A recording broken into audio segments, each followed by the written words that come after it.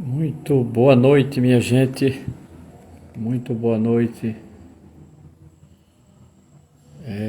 Muito boa noite aos que estão chegando aqui nesse momento.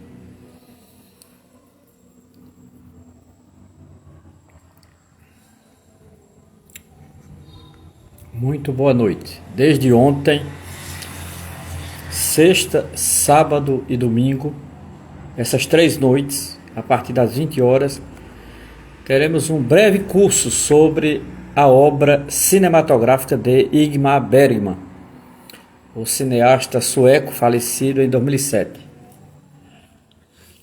Ontem eu fiz uma introdução geral à cinematografia dele, o estilo, a forma, câmera, fotografia, roteiro, a relação com o teatro, maneiras como Bergman filmava ontem.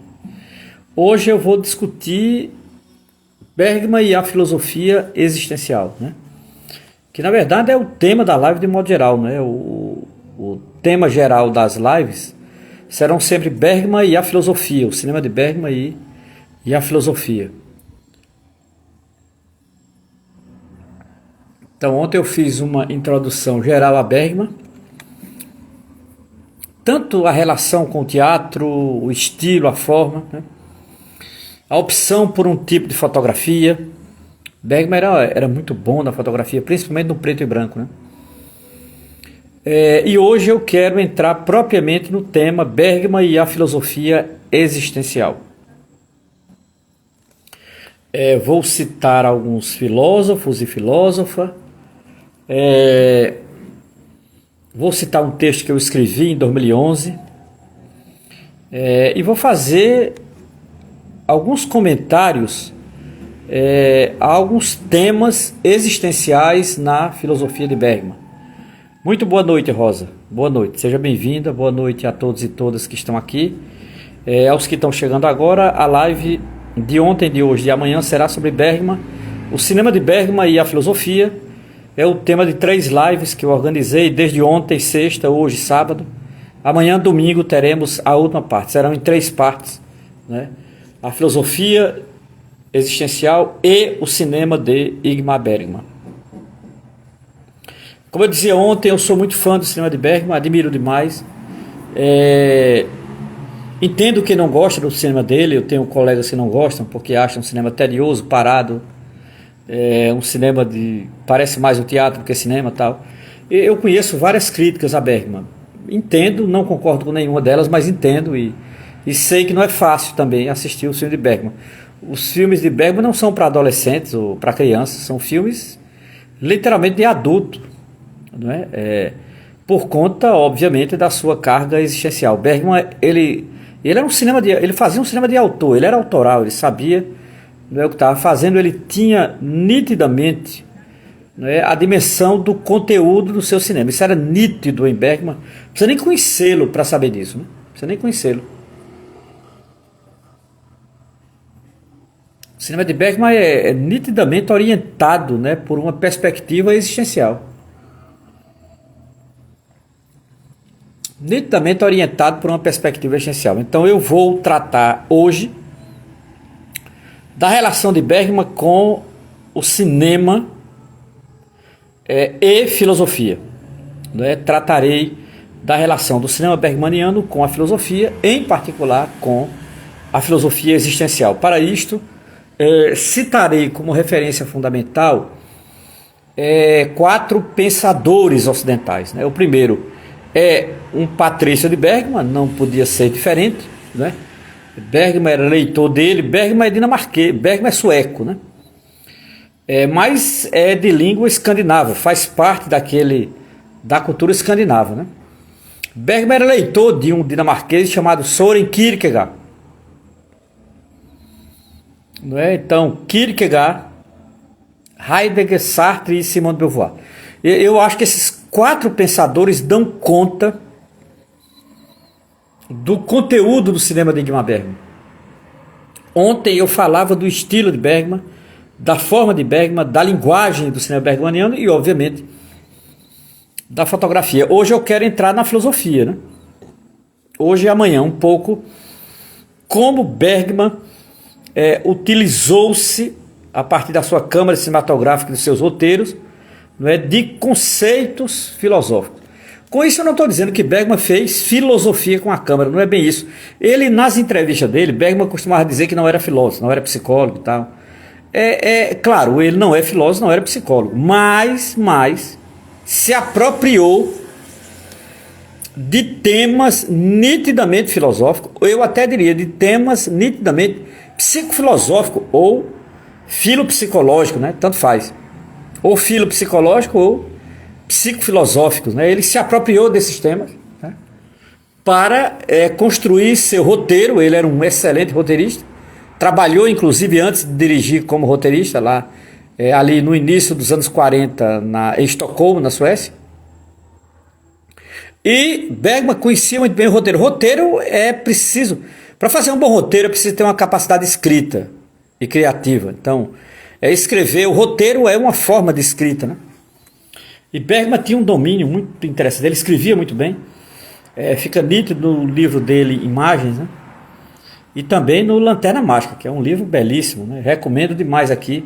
São os dois livros de Bergman que eu li, Imagens, que ele analisando o seu próprio cinema, e a Lanterna Mágica, ele analisando a sua infância e a relação com o cinema. Recomendo os dois livros, né?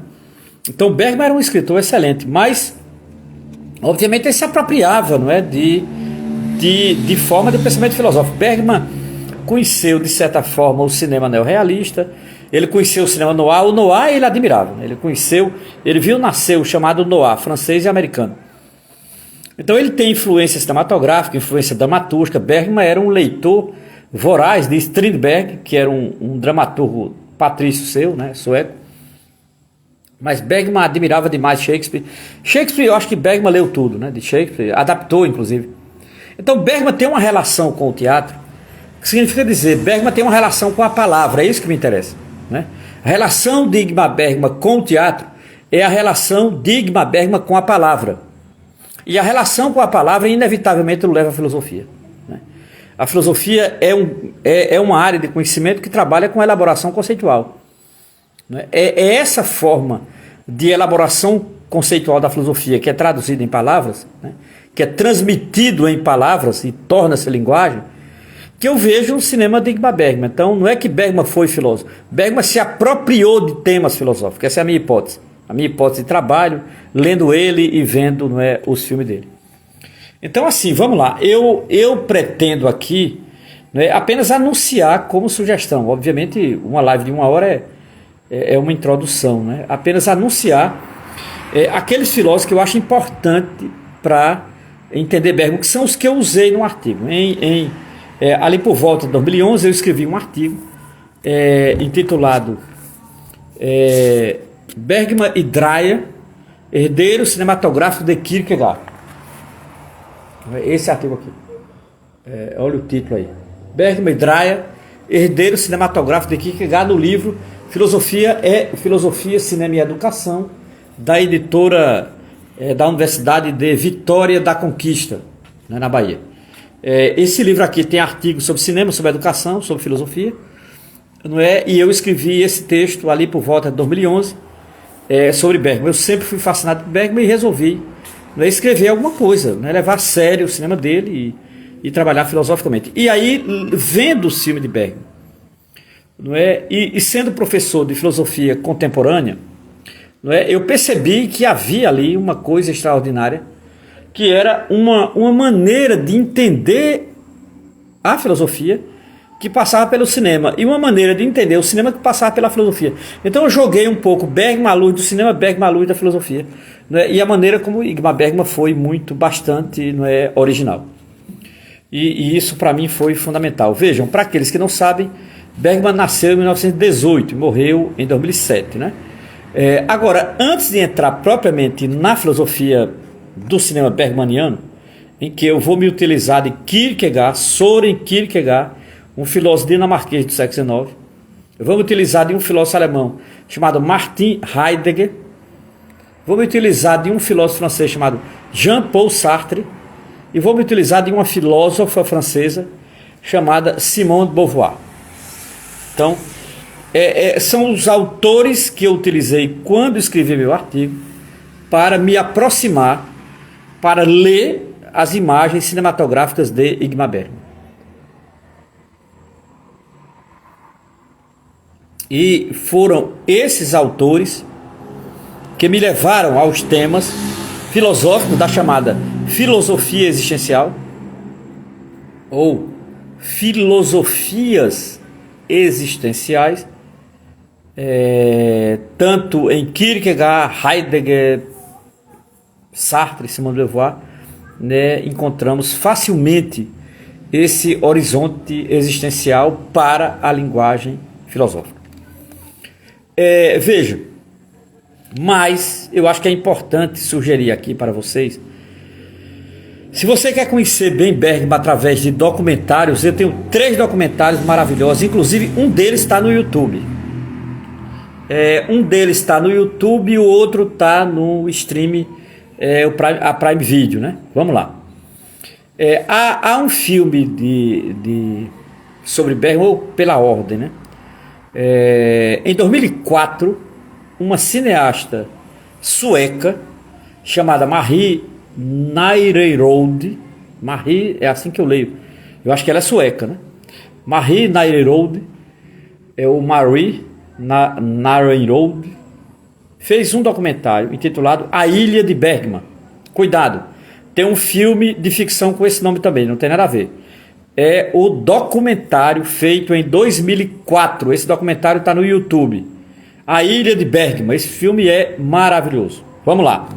Esse documentário é basicamente só Bergman e essa Marie conversando sobre o cinema de Bergman. Bergman, vejam, não sei se vocês sabem.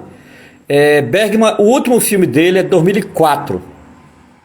Em 2005, ele fechou o escritório dele em Estocolmo, entregou a chave da sala dele à prefeitura de Estocolmo, encerrou suas atividades cinematográficas e decidiu morrer na ilha de Faro, que é uma ilha próxima a Estocolmo. É uma ilha onde ele tem uma casa. Nessa casa ele tinha uma sala de cinema, não é? E ele resolveu morrer na ilha dele, a ilha que ele tanto filmou, a ilha que ele tanto amou e a ilha que ele tinha uma casa própria, chamada a Ilha de Faro. Bergman vai em 2005 definitivamente para a Ilha de Faro, já velhinho, e morre em 2007, 3 anos depois ele morre.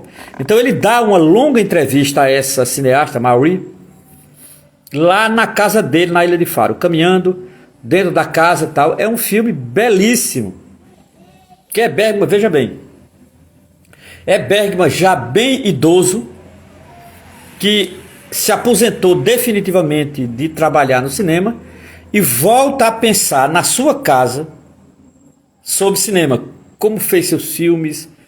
Ele fala dos pais, ele fala da religião, ele fala da mãe, ele fala da esposa, dos filhos, ele fala da vida, ele fala dos casamentos e obviamente ele fala quase todo o tempo de cinema. Sempre me emociono quando vejo esse documentário. Chama-se A Ilha de Bergman, tem no YouTube, recomendo. O segundo é um documentário bem pessoal, chamado Live Ingmar. É um documentário de 2012, Bergman já estava morto. A esposa de Bergman, uma das esposas de Bergman, chamada Liv Ullmann, que teve um relacionamento longo com ele, de mais de 40 anos, de amizade, de amor, teve uma filha com ele. Ela dá uma longa entrevista falando da relação deles. Por isso que o nome do filme é Liv e Ingmar, uma história de amor, de 2012, dirigido por um indiano chamado, eu acho que é uma indiana, né? Dheeraj Akolkar, 2012. O nome do filme é Liv e Ingmar, uma história de amor. Eu adorei esse filme, né? Não é fácil, relação amorosa não é fácil, né? Eu acho que ela faz uma reflexão muito séria, muito justa, né? Sobre a relação amorosa deles, difícil, tensa, envolvia ciúme, brigas e obviamente envolveu separação, né? Não há nada de novidade nisso, minha gente, nada de novidade. Se alguém acha que dá novidade disso, paciência, né? Eu acho que a maneira como a Liv Ullmann tratou foi de uma seriedade extraordinária, honestidade, né? E é muito bonito quando ela fala do amor deles dois, como trabalhavam. Ela era atriz, ele diretor, como é que ela conheceu ele, etc. Ela é norueguesa, né? A Liv Ullmann. Eu recomendo demais esse filme, chama-se Liv e Ingmar, Uma História de Amor. Não é? Esse eu não vi em nenhum stream, não vi no YouTube, é uma pena. Esse eu vi em DVD. E o terceiro documentário que eu recomendo foi feito em 2018, quando Bergman completaria 100 anos, intitulado Bergman 100 anos. Esse documentário está na Prime Video, recomendo demais. Prime Video, recomendo muito. É um excelente documentário. Aí é um documentário em sentido tradicional. Imagem de filme dele, pessoas falando sobre ele, atores, atrizes, diretores, estudiosos da obra dele. Algumas entrevistas de arquivo dele e imagem sobre a obra dele. Maravilhoso, excelente, uma grande homenagem a um grande cineasta. Pronto. Para por aqui, eu quero entrar agora na filosofia existencial no cinema de Bergman. Repetindo, eu indiquei 3 documentários que ajudam demais a compreender a vida e a obra de Bergman. Indiquei A Ilha de Bergman, de 2004, Liv e Ingmar, Uma História de Amor, de 2012 e Bergman 100 anos, de 2018. 3 documentários, né, excelentes sobre Ingmar Bergman e o seu cinema. Viu? Então recomendo demais a todos e todas que estão aqui esses 3 documentários, porque vocês sinceramente vão entender perfeitamente, né, o trabalho de Bergman. Então veja, voltando ao tema da live de hoje. Qual é o tema da live de hoje? O cinema de Ingmar Bergman e a filosofia existencial. Há alguns temas, né, nessa perspectiva. Vamos lá. Bergman costumava dizer em suas entrevistas que não era filósofo, que não era psicólogo e que não tinha nenhuma pretensão de fazer filme com caráter terapêutico. Respeito o que ele disse, obviamente. Ele sabe o que estava dizendo, né? É óbvio que ele não tinha formação em filosofia. A formação dele é em dramaturgia. Bergman era um dramaturgo, né? A formação de Bergman era em dramaturgia. Mas, sempre tem um mais, né? Mas, porém, contudo, todavia, Ingmar Bergman se apropriou de temas filosóficos. Ponto. Não há a menor dúvida disso, né? Se apropriou de temas filosóficos da filosofia existencial, retrabalhou esses temas, e eu diria, retrabalhou de maneira brilhante, de maneira marcante, de maneira empolgante e, acima de tudo, de maneira convincente, né? Agora, Bergman, confundiram Bergman com Benjamin, um grande filósofo, Walter Benjamin, lembrei agora. Mas o nosso tema não é Benjamin, é Bergman. Ingmar Bergman, ele gostava, como ele diz nessa entrevista no filme A Ilha de Bergman, ele diz uma coisa muito bonita. Ele diz que gosta de meditar e gosta de ouvir o silêncio. É uma ilha onde ele morava, era muito silenciosa, ele saía andando, não é, pela ilha, névoa e mais névoa, porque imagine. Eu acho que a Suécia deve ter 8 meses de inverno, né? O oposto do Brasil. Deve ser 8 meses de inverno ali naquele país, né? Pelo menos no filme, basicamente todo o tempo está no inverno. No filme da Marie, todo o tempo está no inverno. Ora, Bergman dizia que gostava do silêncio, gostava de meditar todos os dias, principalmente na velhice. Ele, inclusive, no filme, Na Ilha de Bergman, que é o documentário, o último a última grande entrevista que ele deu para alguém, inclusive, né? Por isso que esse documentário é um marco, né? A Ilha de Bergman. Ele dá uma entrevista para Marie Narenrode, que é uma cineasta sueca que mora em Estocolmo. Marie, entrevistando Bergman, trocando ideia com ele, conversando com ele. Ele disse que gostava de meditação, gostava do silêncio, né? E, de certa forma, ele gostava de... É notório, né? A paixão de Bergman era o teatro e o cinema. A paixão de Bergman era o teatro e o cinema. Então, assim, para mim, é uma coisa impressionante como o cinema, mesmo ele não sendo filósofo, mesmo ele não sendo psicólogo, como o cinema de Ingmar Bergman estava totalmente carregado por temas, né, da chamada filosofia existencial, que é o que eu vou trabalhar agora. Eu vou trabalhar alguns temas da filosofia existencial em Bergman. Agora, e isso traduzido numa linguagem cinematográfica, numa fotografia cinematográfica, né? Num roteiro cinematográfico, numa maneira de construir diálogos propriamente cinematográfica. Então isso é Bergman. Eu não posso aqui, de certa forma, fugir disso, né? Mesmo que pouco importa se ele disse que não era filósofo, e não era mesmo, não era psicólogo e não era mesmo, né? Ele não era o profissional filósofo, o profissional psicólogo, mas Bergman se apropriou muito dessas áreas. Era inevitável ali nos anos 50, inevitável, anos 40, anos 50.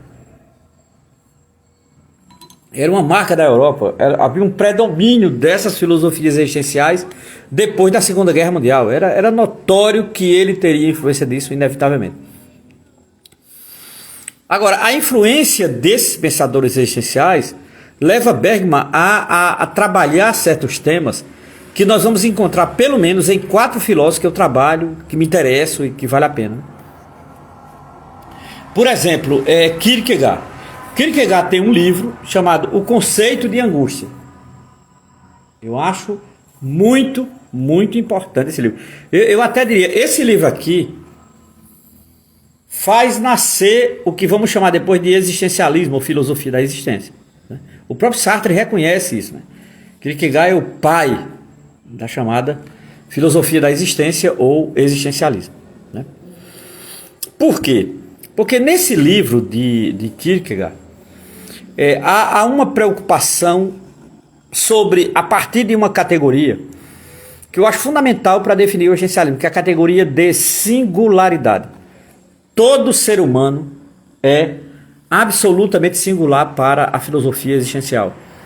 Sendo ele singular, ele sente a partir do seu corpo o drama da existência. Quer dizer, o drama da existência não é uma coisa conceitual, não é uma categoria. O drama da existência é vivido corporeamente.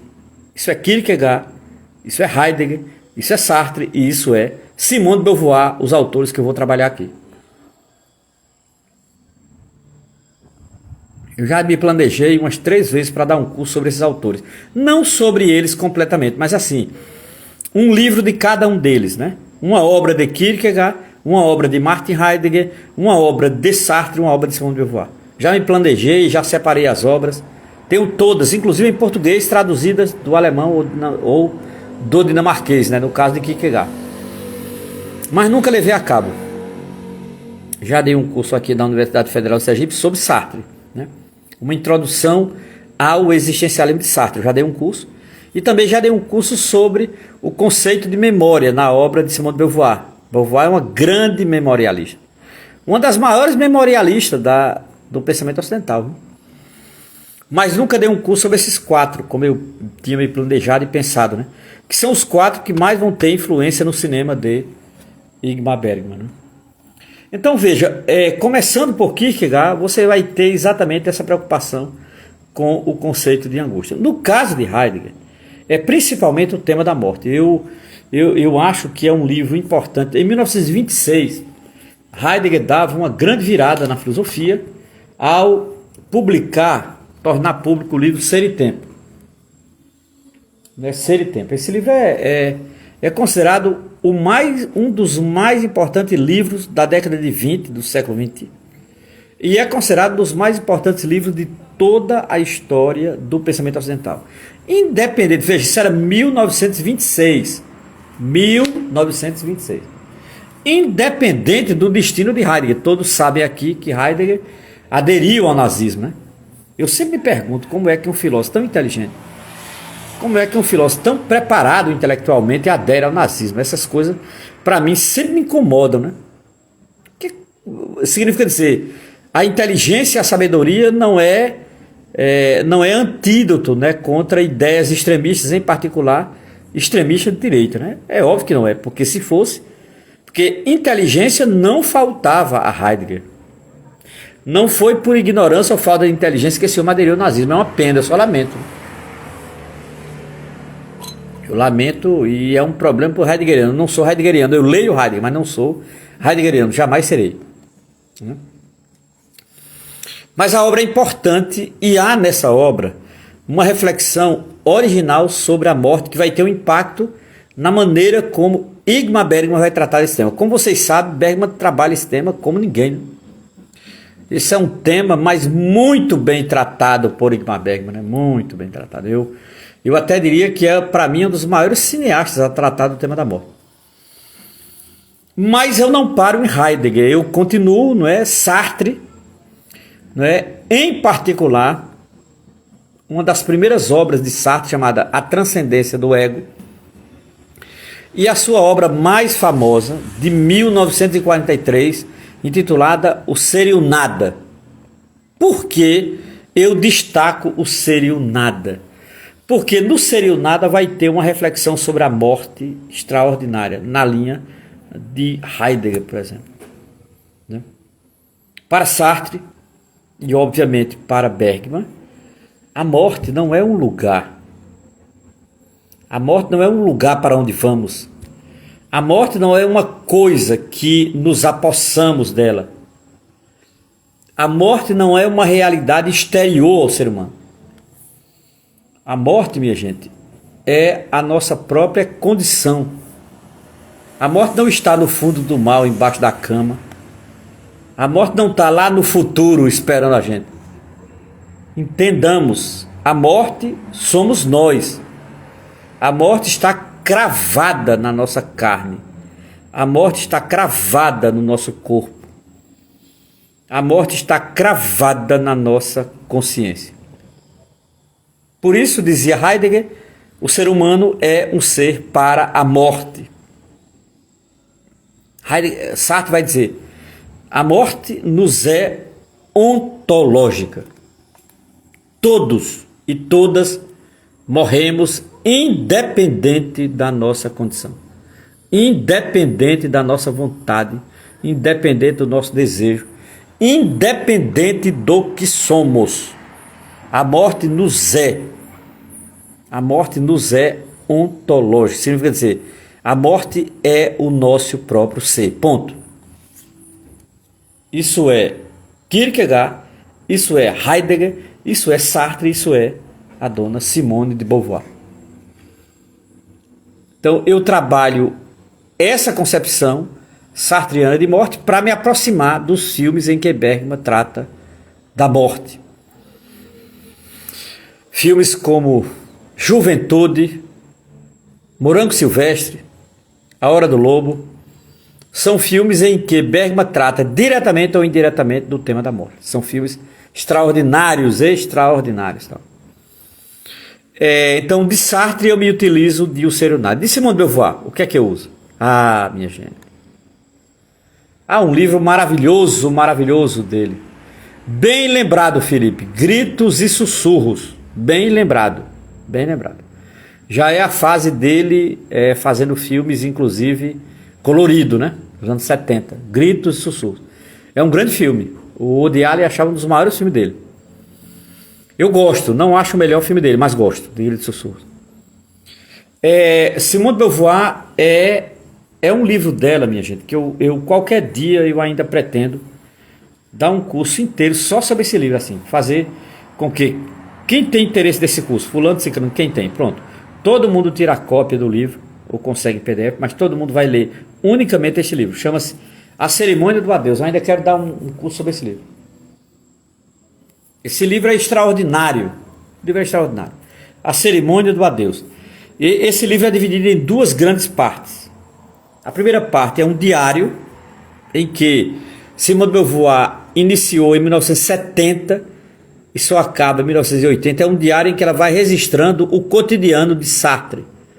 Em 1970, Sartre definitivamente começa a envelhecer 10 anos antes de sua morte. Ele começa a envelhecer, começa a ter problema na vista, começa a ter problema no corpo, começa a ter os problemas de toda velhice. Nos preparemos todos nós.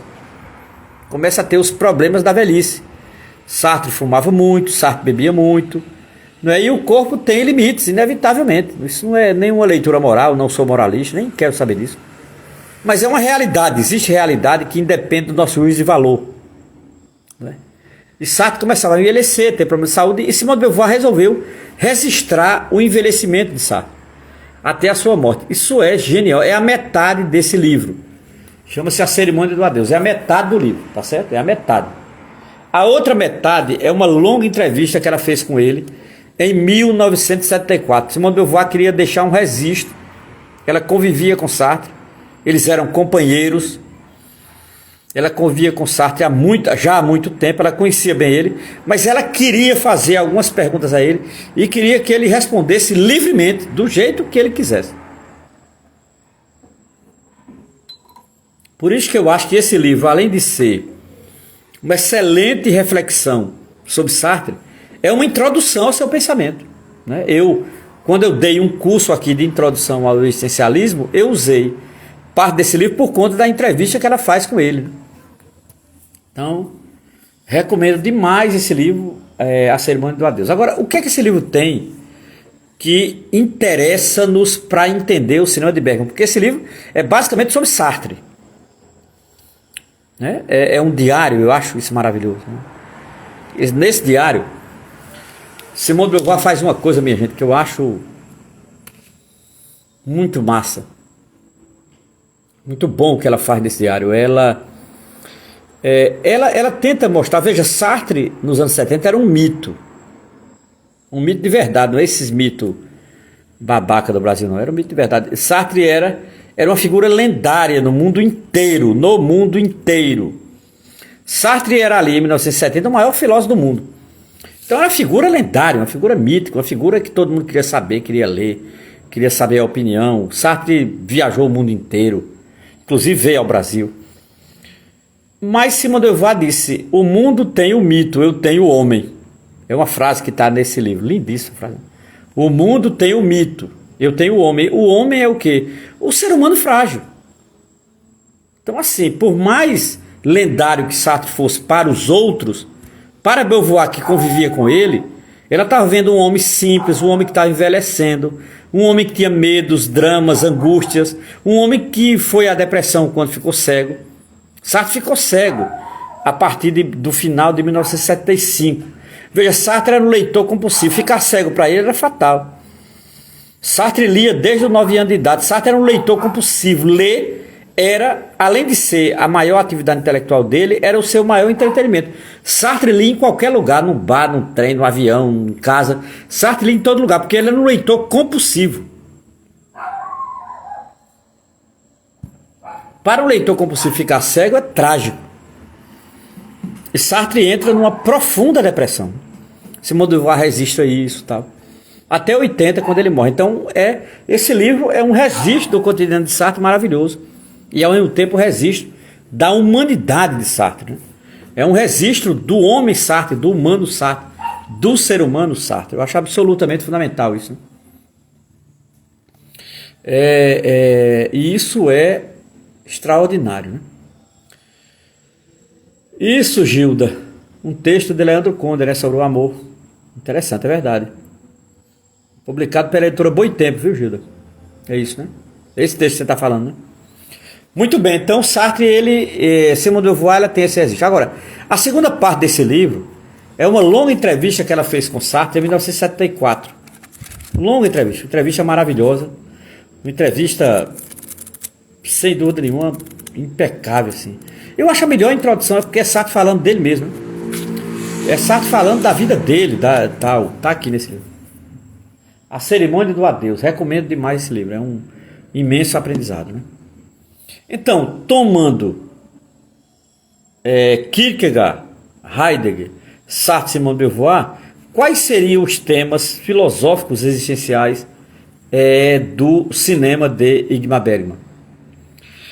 Primeiro, a condição passageira da vida. Eu vou tratar, para quem tiver interesse, 1, 2, 3, 4, 5, 6, 7 temas fundamentais da filosofia existencial que está presente no cinema de Ingmar Bergman.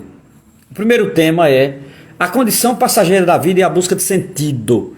O cinema de Bergman, desde 1943, quando ele lançou seu primeiro filme chamado Crise, olha o nome do filme, Crise, que Bergman pensa na possibilidade de existência de um sentido para a vida. Veja, Bergman encontrou esse sentido para a vida? Eu acho que não. Mas ele buscou. Então a ideia de busca de sentido para a vida passou a ser uma perseguição da linguagem cinematográfica de Ingmar Bergman. Ponto. Isso para mim é fundamental. Fundamental. Se ele conseguiu ou não, eu não sei. Tem filme que se aproxima e tal. Mas é um elemento absolutamente motivador em Bergman a busca de um sentido para a vida. De um ou mais sentido. Mas que a vida não seja niilismo puro, que a vida não seja sem sentido puro, que a vida não seja uma profunda irracionalidade. Para Bergman, nos seus personagens, nos seus roteiros, há uma busca obsessiva pelo sentido da vida. Querem um exemplo? Um filme dele que eu acho maravilhoso, ainda da fase juvenil dele, de 1951. 1951. Ele tem um filme chamado Juventude. Maravilhoso. Maravilhoso. Esse filme me marca profundamente. Eu me emociono quando vejo esse filme, né? Eu nem vou dizer aqui, nem vou comentar aqui. Peço que vejam, por favor. Juventude e Ingmar Bergman. Esse filme responde a essa questão, qual a busca do sentido para a vida. Então, primeiro tema em Bergman, a condição passageira da vida e a busca de um sentido, né? E a busca de um sentido. Segundo, a questão da morte. A questão da morte talvez seja o tema mais importante de Bergman. Talvez seja. Segundo o próprio Bergman, numa entrevista, ele tinha medo da morte inicialmente. Ele morou perto do necrotério, etc, etc. Então ele tinha medo da morte. Mas ao mesmo tempo a morte lhe fascinava. Isso me interessa muito. Eu não tenho medo da morte, mas ela me fascina. Ela me fascina. Eu quero saber se tem algo do outro lado, se a morte é o fim. Eu tenho muita curiosidade sobre a morte e o depois da morte. Se há um depois da morte. Eu tenho curiosidade. Isso me interessa muito, isso me marca muito, isso sempre me faz pensar. Sempre. Sempre vai pensar. Por isso que eu acho que a morte é um desafio ao pensamento. A morte não é uma realidade. A morte virá inevitavelmente, quer eu queira ou quer não queira. Eu estou caminhando para a morte, não tenho a menor dúvida. E eu não tenho mais dúvida que eu já vivi mais do que vou viver. Eu não tenho também nenhuma dúvida que eu já vivi mais do que vou viver daqui para frente. Não tenho nenhuma ilusão com isso. Isso não me incomoda, isso na verdade me desafia ao pensamento. Pensar isso. Eu tenho que saber sobre isso, eu tenho que ler sobre isso, eu tenho que... não dá para estar despreparado diante da morte, que é um tema absolutamente central na vida humana, né? Então, nesse sentido, o tema da morte e o pavor e o desafio interpretativo que ela causa são temas fundamentais no cinema de Ingmar Bergman, a ponto de, em um dos seus filmes, ele ter a morte como personagem. O cara foi tão longe no tema da morte que em um de seus filmes ele tem a morte como um dos seus personagens. Qual o filme? Um dos mais importantes filmes dele, o filme que vai alavancar a carreira dele. Qual o filme? O Sétimo Selo. Não sei se alguém aqui já viu. Quem não viu, veja. É o filme da virada de Ingmar Bergman, né? O Sétimo Selo. Exatamente isso. O Sétimo Selo, Andrei. O Sétimo Selo. Esse filme ele tem um papel extraordinário. Porque veja, esse filme é da segunda metade dos anos 50. Bergman começa a filmar em 43, ainda inseguro. Não é? Agora, eu pessoalmente, veja, é Romero Venâncio falando. Eu acho que esse filme é o filme da virada, sem dúvida. Mas não é o mais importante dele. Porque nos anos 50, Bergman fez 4 grandes filmes. Primeiro, Juventude. Segundo, Mônica e o Desejo. Terceiro, O Sétimo Selo. E quarto, Morango Silvestre. Para mim, são os 4 maiores filmes de Bergman. Nos anos 50, absurdamente os melhores, né? São 4 filmes absolutamente geniais. E todos os 4 trabalham diretamente ou indiretamente o tema da morte. Todos os 4 trabalham diretamente ou indiretamente o tema da morte. Vamos lá, para quem não anotou aí. Primeiro, Juventude. Segundo, Mônica e o Desejo, que eu adoro. Esse filme é lindíssimo. além de ser um filme que tem uma carga erótica muito bonita, é o filme mais erótico de Bergman, eu acho. Inclusive com cena de nudez e tudo. Isso era 54, ali era, ele meio que foi censurado, né?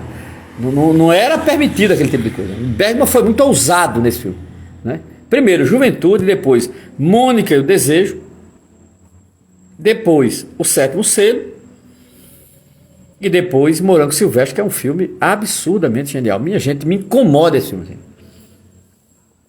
Esse filme tem uma cena sobre a morte que é fatal para mim, assim. Primeira vez que eu vi esse filme eu fiquei impactado. Primeira vez que eu vi esse filme eu fiquei impactado. É uma cena que está no começo do filme, que é um sonho do personagem, que é um professor que está se preparando para receber um título. Basicamente é isso o filme inteiro. E ele tem um sonho à noite, em que ele vê uma carruagem que vem em direção dele, e essa carruagem perto dele quebra a roda, não é? E ela estava carregando um caixão, e esse caixão cai da carruagem. O personagem, que já é um senhor idoso, tem a tentação de abrir o caixão. Oh, meu amigo, ele vai lá e abre o caixão assim. Quando ele abre, ele tem um susto. Quem é que estava no caixão? Ele mesmo. Isso era um sonho. Eu acho uma mensagem e uma coisa impactante para definir o que é a morte. Bergman não é brincadeira, né? Eu acho que é a cena que melhor define o que é a morte em Bergman. Veja, é onde Bergman é mais sartriano, é onde Bergman é mais heideggeriano. É nesse filme. E é nessa cena, e é na melhor definição de morte. A melhor definição de morte está exatamente nesse filme. Então o tema da morte é um tema central em Bergman. Segundo. Terceiro, o tema da angústia. A angústia como presente na vida. A própria existência é angustiante. Porque existir para a morte nos angustia. Existir de maneira tão frágil nos angustia. A existência ela está baseada em fragilidades. A fragilidade é o nosso alicerce, minha gente. A fragilidade é o nosso alicerce, ponto. Não há nada mais frágil do que a existência humana. Nada mais frágil. Então, nesse sentido, a angústia é fruto disto. Eu até diria que é no tema da angústia que está presente, não é?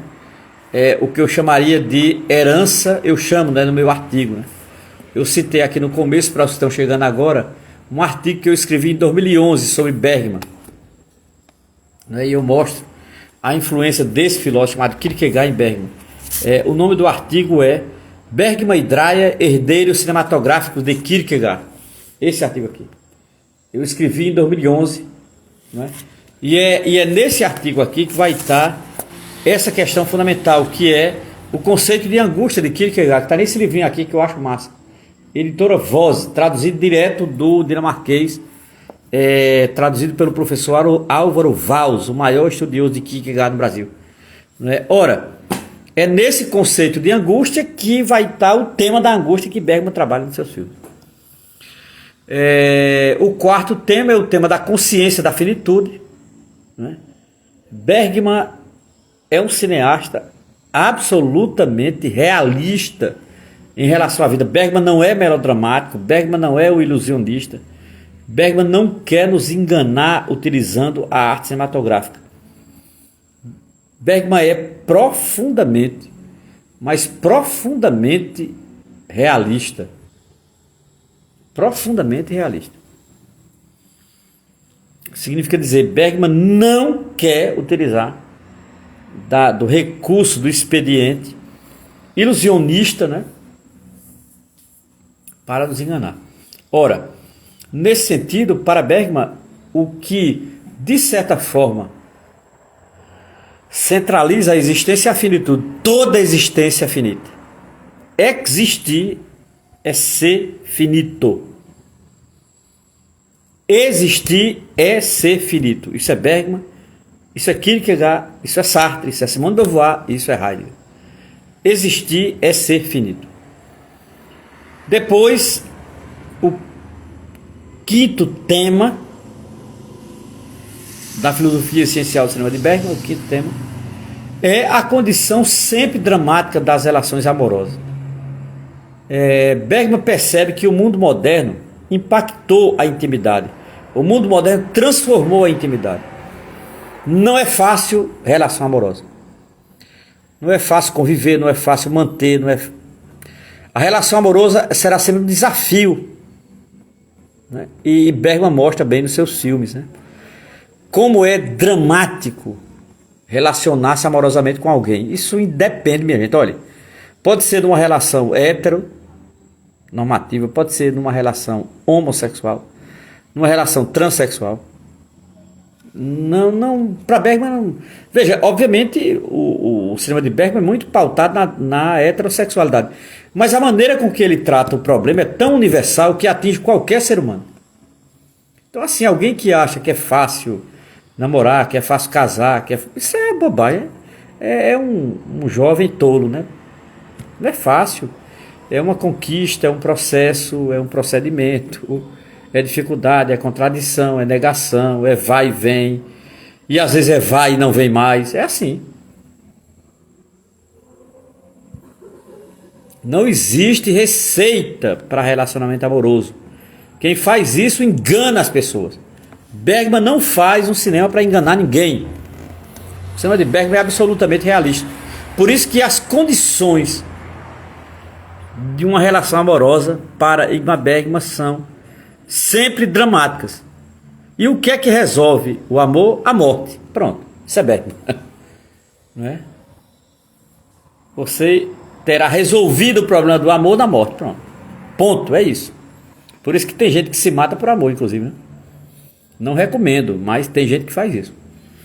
O sexto tema é, aí sim, um tema que vai incomodar Bergman desde que ele tinha 11 anos. Bergman é filho de um pastor. Bergman é filho de um pastor luterano, de um padre luterano. Bergman viveu numa casa muito religiosa. Bergman morou nos fundos de uma igreja. Qual é o grande problema teológico de Bergman? E me interessa muito esse problema, me interessa muito. A existência ou não de Deus. Esse tema vai estar presente em vários filmes de Bergman, vários. Agora, tem um em particular. Não é que é um filme que faz parte da chamada trilogia do silêncio. Não é? E eu acho importante isso, né? Chamado Luz de Inverno, o nome do filme. Esse é o filme que Bergman leva mais longe o debate sobre a existência de Deus. Chama-se Luz de Inverno. Faz parte de uma coleção chamada a Trilogia do Silêncio.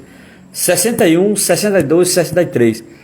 Luz de Inverno, Através do Espelho e O Silêncio. 3 filmes belíssimos. Para mim, o ponto mais alto da cinematografia de Ingmar Bergman. Ponto mais alto da cinematografia de Ingmar Bergman. Não é? Luz de Inverno, Através do Espelho e O Silêncio. Recomendo demais.